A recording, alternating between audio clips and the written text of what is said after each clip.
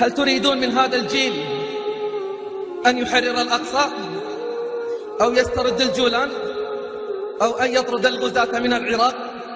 كلا، هؤلاء سيكونون قنوات لعبور العدو وألعوبة بيده وعبيد يشتاقون لمن يمسك بخطامهم. لن ينصروا قضية ولن يطلبوا حقا ولن يمنعوا دياته ولن يحفظوا شرفا ولا كرامة. أمثال هؤلاء سيسلمون للعدو مفاتيح الحصون الأخيرة من حصون الإسلام، وسيرقصون معهم على الأوتار والألحان، بل سيتبادلون معهم الكؤوس وسيلعبون معهم القمار. نعم، هناك منافقون وعملاء ومنبطحون ومطبلون، لكن لم نكن نظن أن لهم مشجعون بالملايين ومتابعون لا يحصي عددهم إلا الله. يا الله، وصلت مجتمعاتنا إلى درجة من الدياثة حتى تعرض القبل والرقصات والضم واللم، بل أكثر من ذلك، على مرأى ومسمع من العالم وعلى الهواء مباشرة. يا الله، أين مبادئنا؟ وهل حقيقة نعي وندرك ما يجري حولنا؟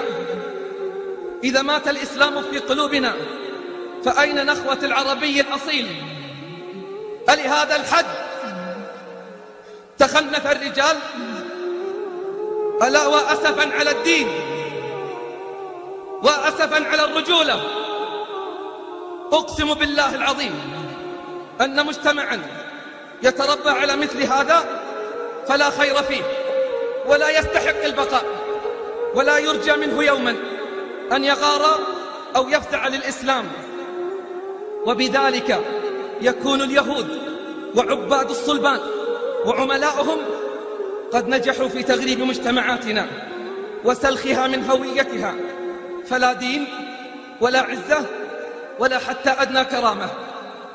إنهم يمزقون الفضيلة، إنهم يمزقون الفضيلة وينحرون الحياء والعفاف.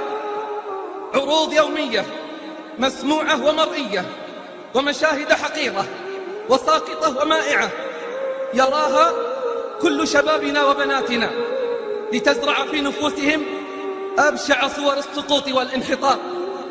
ومع التكرار والاستمرار تصبح الرذيلة أمرا طبيعيا في حياتنا، وتصبح الفضيلة في حياتنا تخلفا، ويصبح الحياء عقدا نفسية، ويصبح العفاف والطهر والستر رجعية وغباء.